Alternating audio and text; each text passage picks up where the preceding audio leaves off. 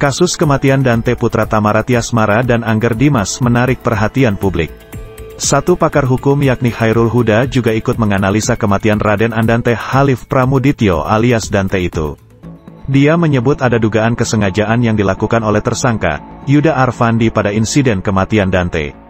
Dugaan ini berdasarkan langkah pihak kepolisian yang sudah memeriksa dan menetapkan Yuda Arfandi sebagai tersangka karena terbukti melakukan tindak pidana.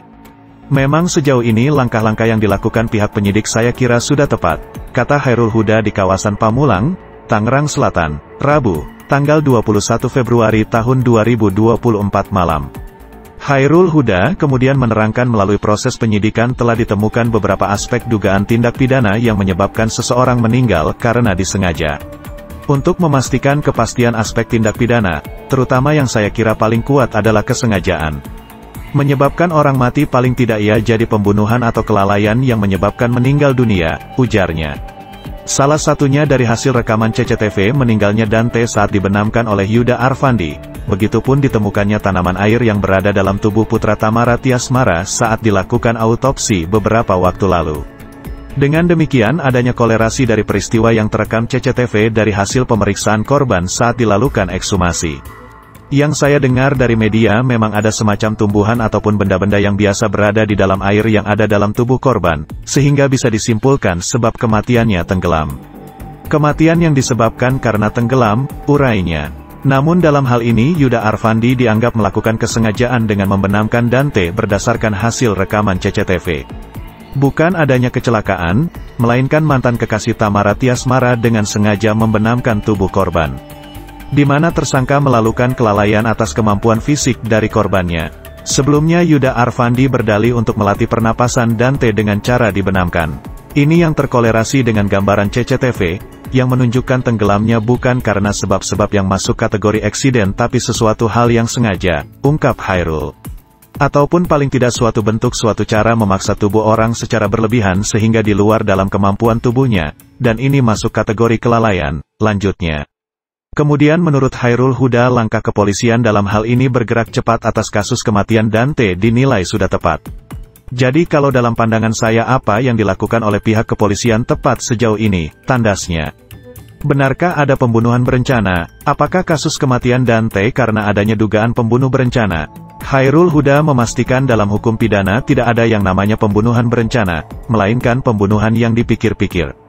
Di mana pelaku sebelumnya sempat memikirkan aksinya dalam waktu yang singkat atau panjang sebelum melakukan pembunuhan. Pembunuhan berencana itu sebenarnya tidak ada, tapi yang benar adalah pembunuhan yang dipikir-pikir, jadi ada jeda waktu yang cukup panjang maupun pendek untuk memikirkan perbuatannya, ungkapnya. Bila dikaitkan adanya komunikasi antara ibu korban dan pelaku sebelum kejadian, hal tersebut kemudian tidak terlihat seperti faktanya dalam rekaman CCTV. Di mana Yuda Arfandi dianggap melakukan aksinya secara spontan. Sehingga menurut Khairul hal ini tidak bisa dikaitkan dengan peristiwa sebelumnya antara Tamara Tiasmara dengan tersangka. Itu terlihat sekali spontan apa yang terjadi di CCTV yang saya lihat walaupun kadang terlihat buram sedikit. Jadi tidak bisa diperluas persoalannya dengan peristiwa-peristiwa yang terjadi sebelum-sebelumnya, ujarnya. Misalnya ada komunikasi antara ortu korban dengan si pelaku ini. Saya kira tidak berkolerasi langsung dengan peristiwa yang ada, seperti itu, sambung Khairul. Begitupun terkait peristiwa Tamara Tiasmara sempat mengunjungi tempat kejadian perkara, TKP, kolam renang sebelum kematian Dante.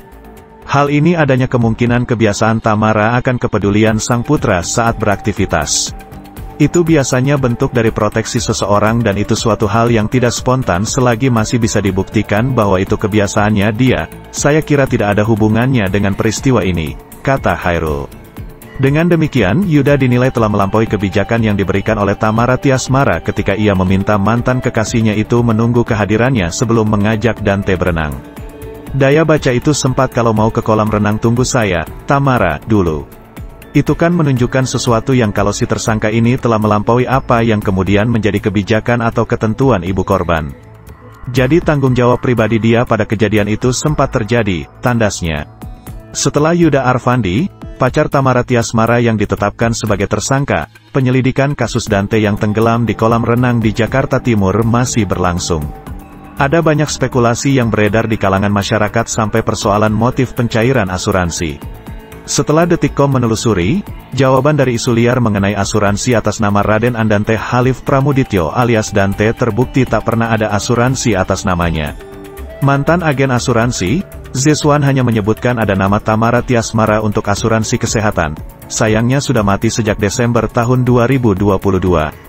Jadi asuransinya bukan asuransi jiwa, tapi asuransi kesehatan yang kalau Dante sakit, baru bisa dipakai untuk berobat ke rumah sakitnya nanti, kata Zeswan kepada Detikcom, Kamis, tanggal 22 Februari tahun 2024. Kalau yang dibilang-bilang asuransi jiwa itu nggak ada, dan asuransi kesehatan Dante juga sudah mati, polisnya sudah mati, sambungnya.